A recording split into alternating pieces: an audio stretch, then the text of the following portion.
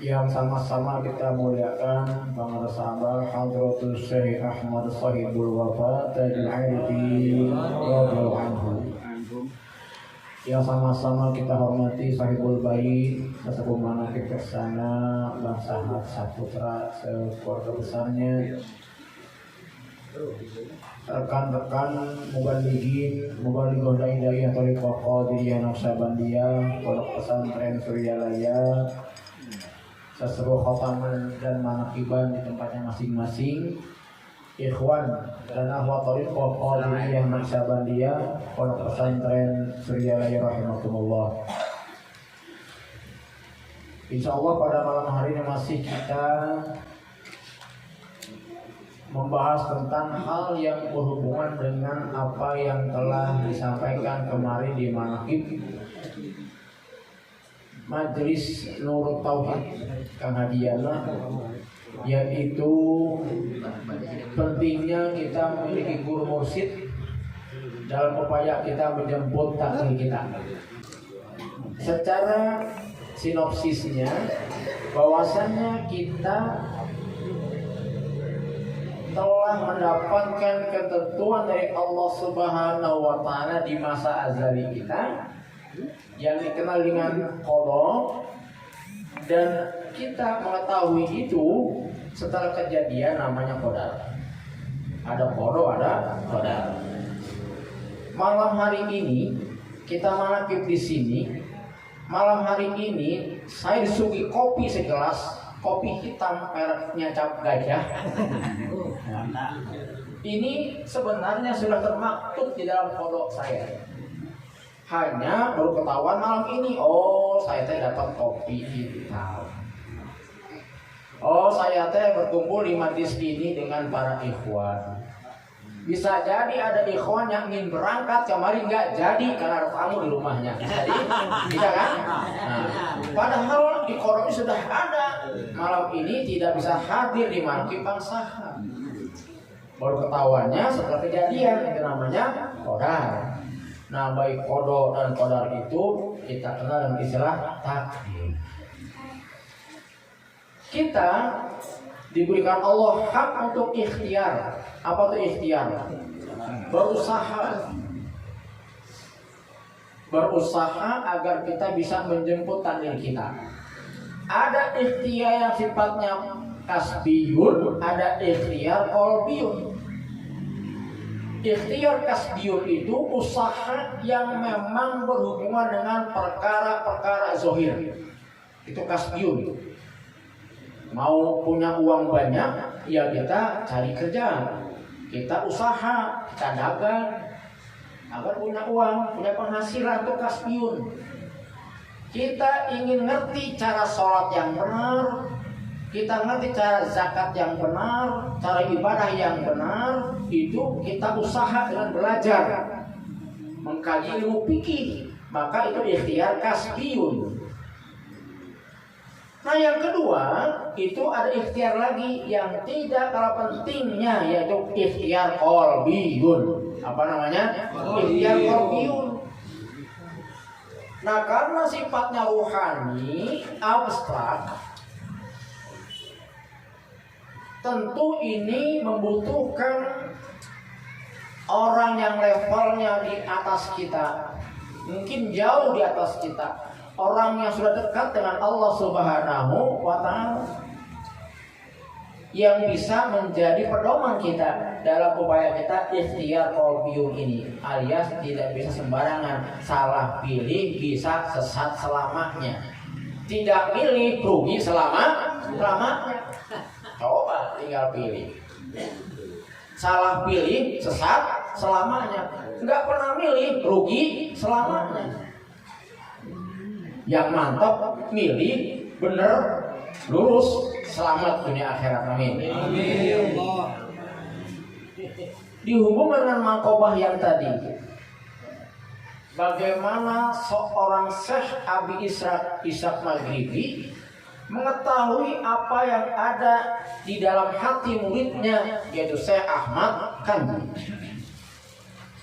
Bahwasannya thariqah Tuan Syekh itu lebih disenangi dibandingkan dengan thariqah yang lain. itu belum terucapkan Pak, masih di dalam hatinya. Sudah diketahui oleh gurunya Syekh Abi Ishaq Al-Maghribi.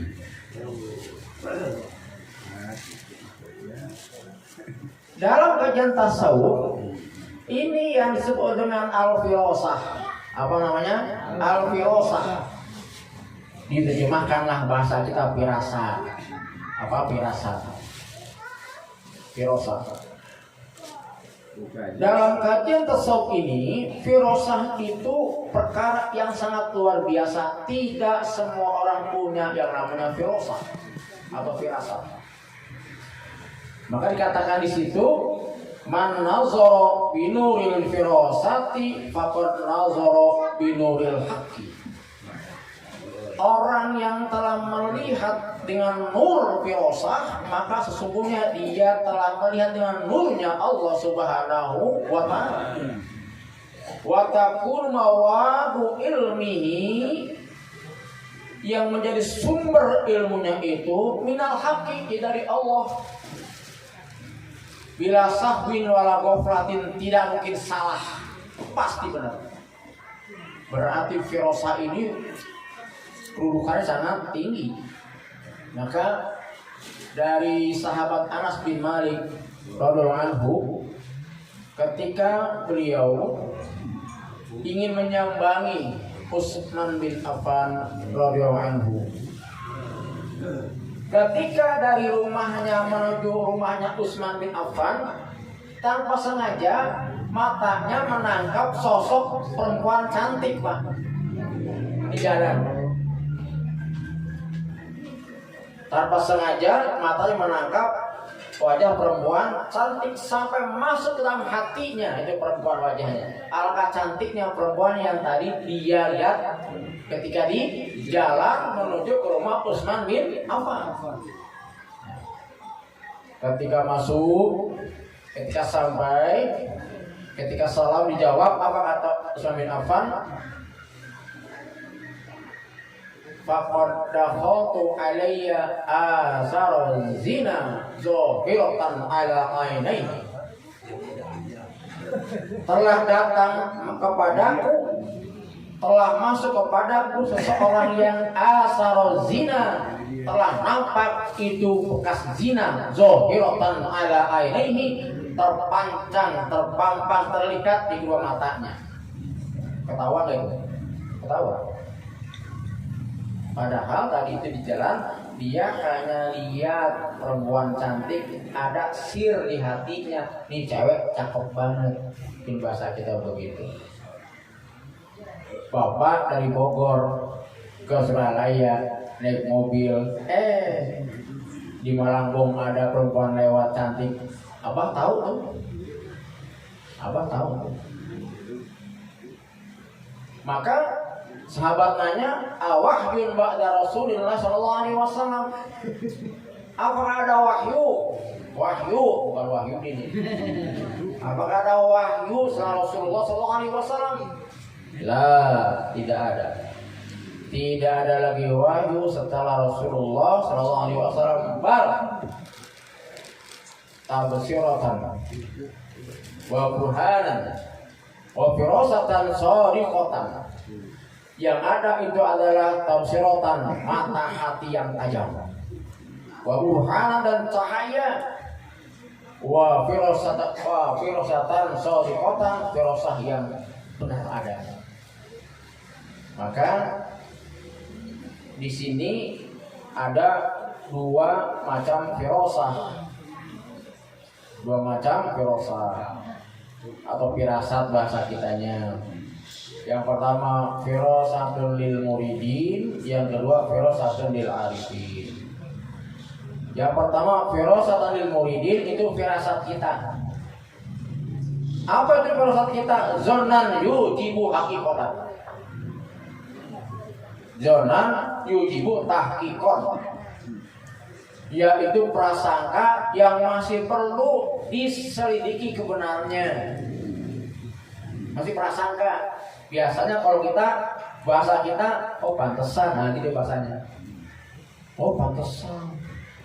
Kemana desa yang enak? Gempa. Nah gitu. Pantesan. Itu untuk mewujudkan firasat kita bisa benar, bisa salah.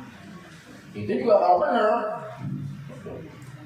Ngimpi giginya copot. Jangan ayo mau gitunya.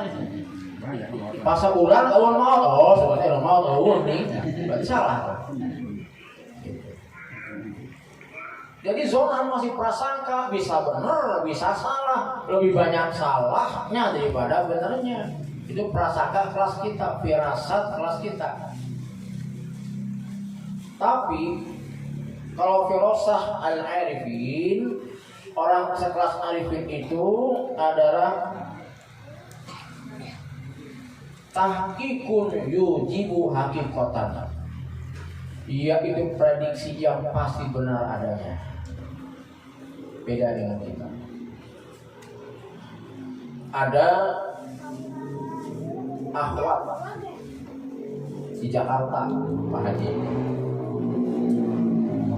Ada akhwat, gadis, cantik, wanita karir lagi. Sudah gadis, cantik, wanita karir lagi. Kemudian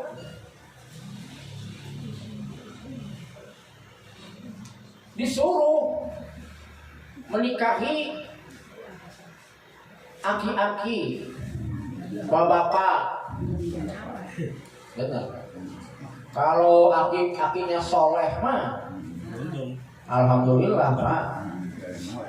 Si laki-laki ini Bu, maaf saja, hitam mukanya. Itu di kulkasnya aja kalau dibuka, itu mereknya dari mulai yang boleh mahal, alkohol, minuman keras. Di kulkasnya itu. Pengusaha yang suka mau masuk penjara, pengusaha tapi saya masuk penjara. Nah ini disuruh nikah sama itu. Kira-kira orang tuanya terima nggak itu? Nggak terima, berat nanti punya mantu, ya mantu ya. Seperti itu. Tapi karena patuhnya si wanita ini kepada gurunya, patuh kepada gurunya, maka si wanita ini bersedia dinikahi oleh si laki-laki ini. Berarti ini isi yang ketiga ya. Pertama, kedua, pisah, ini yang ketiga. Narkoba belum mencari. Oh, enggak juga. Pengusaha, tapi memang gemar mabuk gitu. Mungkin ketika nikahnya ini ada syarat sepertinya boleh nikahi saya tapi saya ingin manakib di rumah. Mungkin begitu. Mungkin karena ketika saya hadir di manakibnya itu beliau itu di luar, tapi nggak ganggu. Ketika sholat tidak ada, lama depan pintu maju tuh Bu, depan pintu. Lama dalam pintu ini sudah masuk. Lama talqin dia, talqin zikir. Kemudian tidak lama kemudian haji. Nah, ketika haji itulah gurunya ini, wakil talqin ini menyampaikan kalau nanti pulang dari Mekah ceritakan ya yang di sana. Berarti ini ada sesuatu itu. Kan tajam filosofanya. Nanti pulang dari Mekah ceritakan ya. Dan dia bilang saya tidak akan cerita kecuali kepada Pak Kiai dengan satu wahyu. Sudah niat begitu. Nah ketika saya datang dia cerita, ibu itu mukanya putih, masya Allah. Kalah kita Pak, muka kita putih sekali. Tadi kan mukanya, hitamnya muka neraka jahanam itu Pak. Awal-awal takim zikir, awal dia itu menikah. Pulang haji putih mukanya, kalah kita putihnya dengan dia. Ternyata ketika di sana sedang haji, ini kenapa dikatakan ceritakannya kalau pulang itu dipertemukan dengan Nabi Khidir alaihissalam. Itu langsung putih pak mukanya, bersih masya Allah. Sampai wafatnya beliau itu, insyaallah husnul khotimah. Kenapa bisa begitu? Firasah.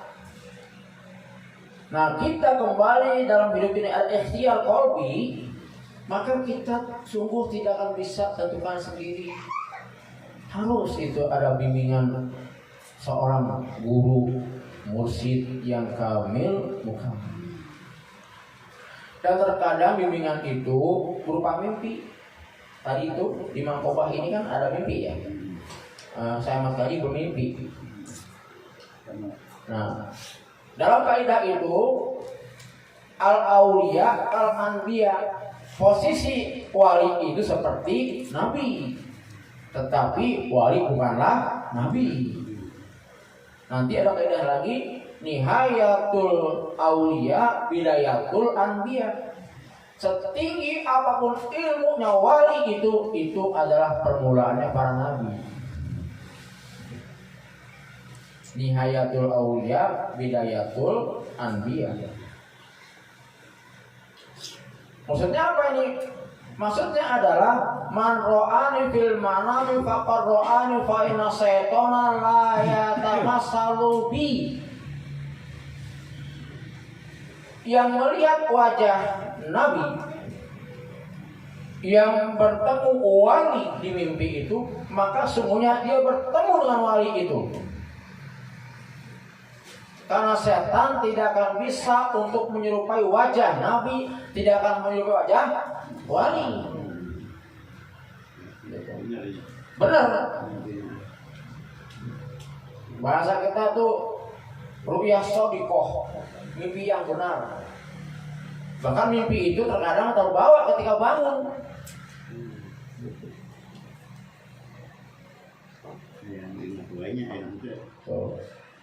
Dan tidak semua ikhwan bisa kedatangan pengasamah dalam mimpinya.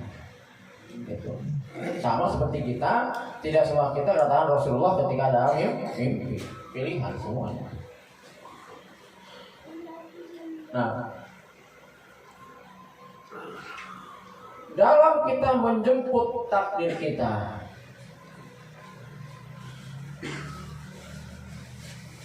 kita harus ikhtiar qalbi yang juga itu dibimbing oleh ahlinya. Tidak bisa sendiri. Takut salah sesat selamanya, tidak milih rugi selamanya. Tetapi itu kita butuhkan Pak. Karena nanti itu yang akan sampai ke Allah adalah la mal wala banun illa man atallah bi qalbin salim. Qalbun salim yang nanti akan sampai pada Allah Subhanahu wa taala. Jadi ini perkara yang wajib sesungguhnya karena bicara rohani. Butuhnya seorang itu kepada wali mursyid itu telah dijelaskan Allah dalam surat Al-Kahfi di tafsir Al-Jailani, ada di situ. Bagaimana sosok seorang Nabiullah Musa alaihissalam yang Allah berikan kitab Taurat itu masih dikatakan qala hal attabi'uka ala an tu'allimani mimma ulimta rusyda. Kata Musa, wahai hamba Allah, bisakah aku ikut denganmu agar engkau bisa mengajarkan aku mimma ulimta rusyda. Dalam tafsir itu adalah kalau masalah hukum, beliau itu menerima kitab Taurat. Nabi Allah menerima kitab Taurat. Jelas hukum sudah dikuasai oleh beliau. Tetapi Allah masih perintahkan dia untuk beristifadah wal irsyad, tetap berguru dan mencari mursyid itu untuk apa? Untuk mendapatkan hal-hal yang dia nggak paham. Minal awamir al-mugibat, perkara yang mugibat yang dia tidak paham, yang abstrak. Sama dengan kita, banyak yang kita paham kan Pak? Betul ya? Salah pilih saja sesuatu, salah jalan aja, jadi pada salah. Yang enak itu kita pas pilih benar, kan gitu. Seperti itu kita pengen. Dan itu tidak sendiri, harus dengan bimbingan. Maka dikatakan begini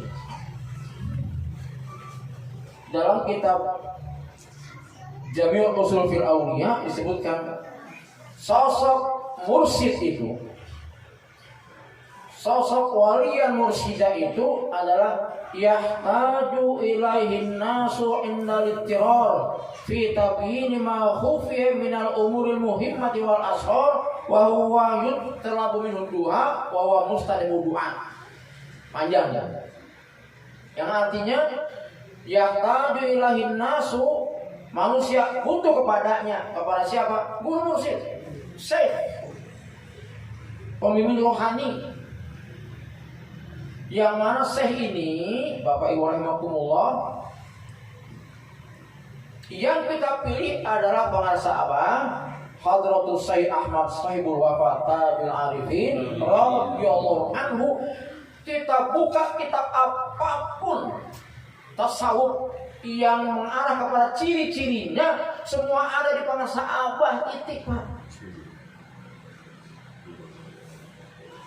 Oh, kitab itu Imam Ghazali, Imam Sazili yang mengisahkan ciri-ciri mursyid yang kamil itu semua ada di pengarsa Abah.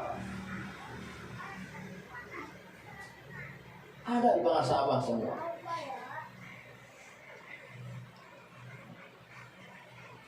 Ya, saya pernah sekali begini. Dulu itu tahun 2005 kalau nggak salah.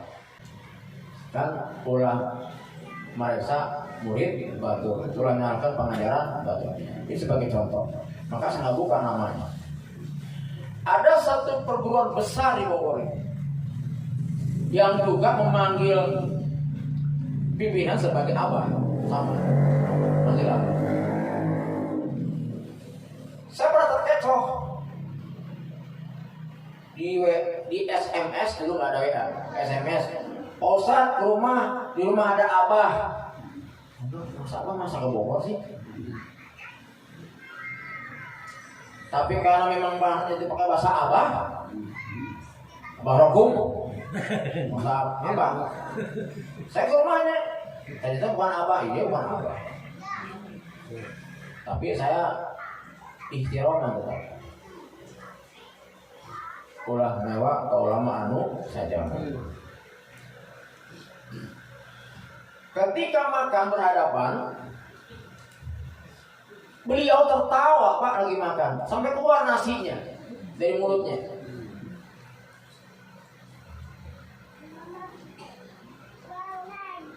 Dalam hati saya bersyukur Allah kenalkan dengan mursyid kami pengarsa Abah, yang makannya pun itu sama dengan Rasulullah SAW 3 jari.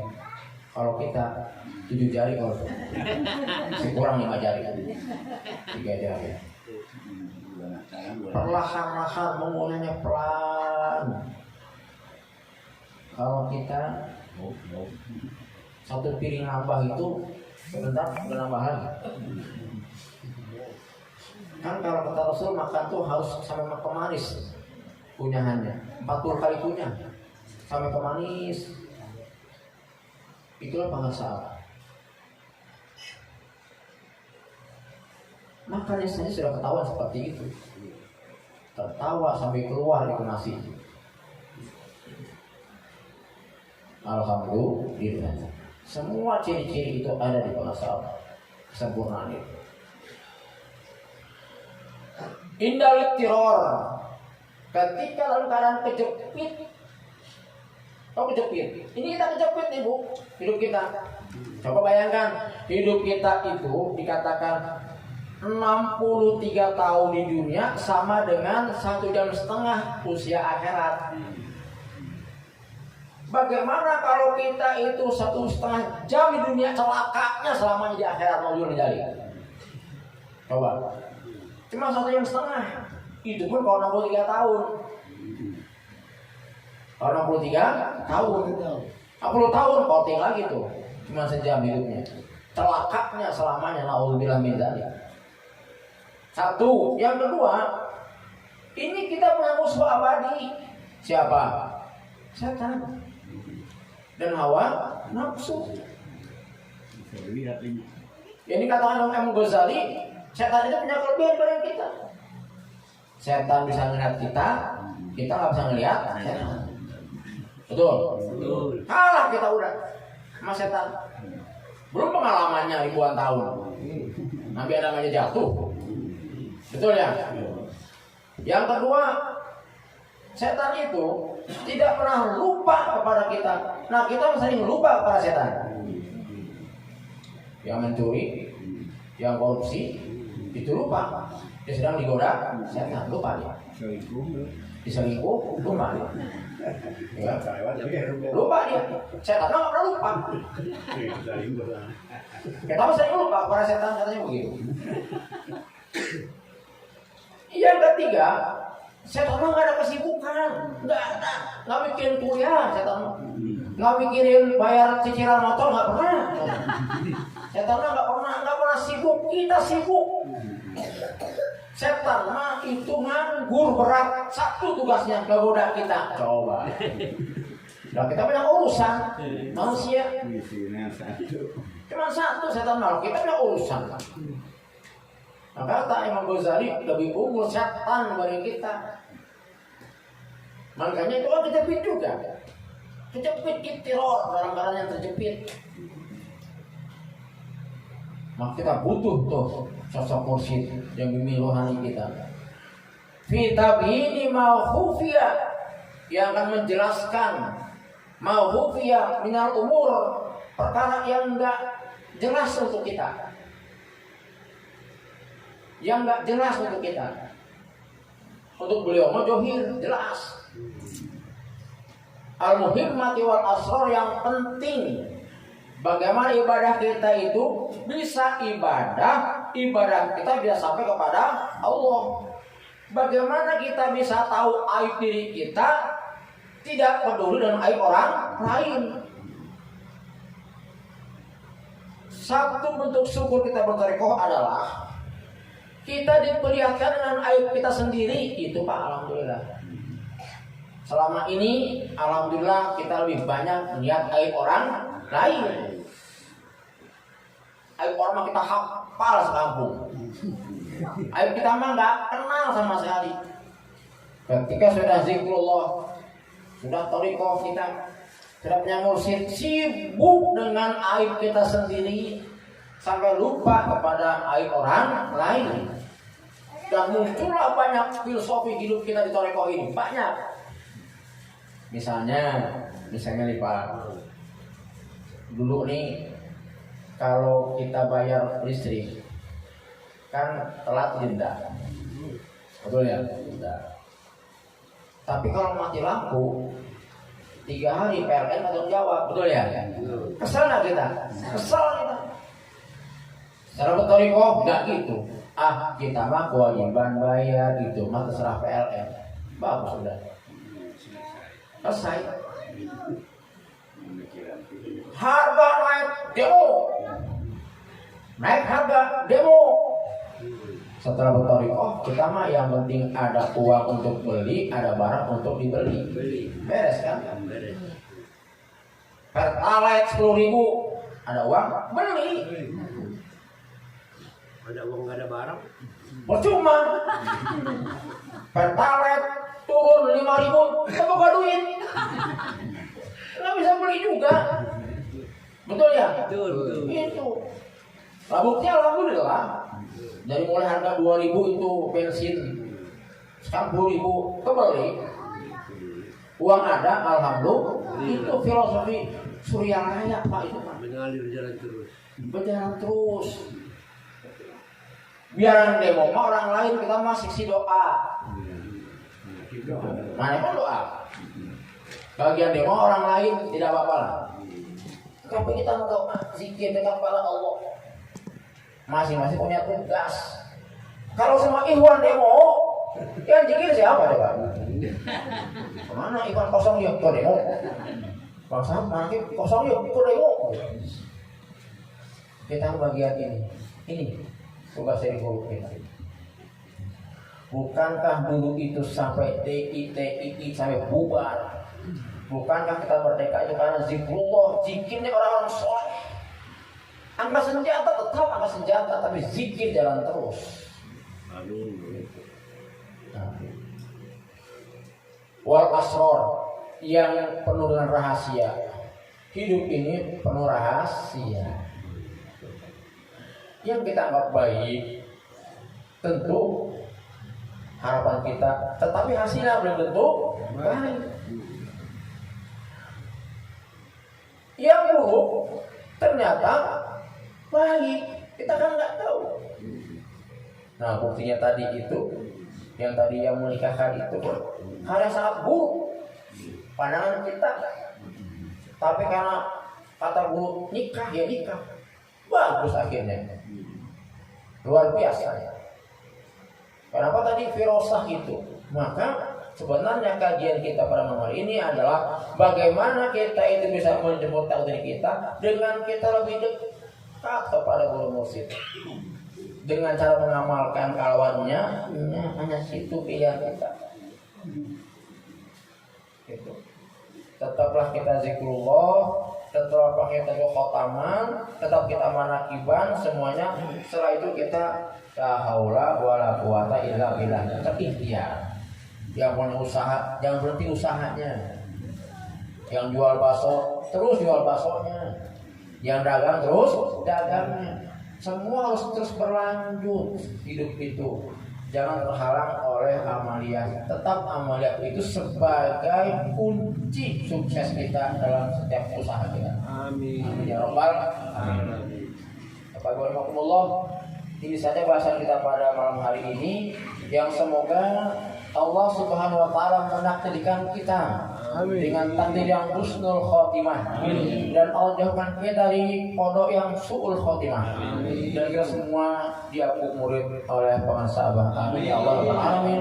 Terima kasih. Hadanallah wa iyyakum ajma'in. Assalamualaikum warahmatullahi wabarakatuh. Allahumma sholli ala nabil hashimi Muhammadin wa ala alihi wa sallim taslim.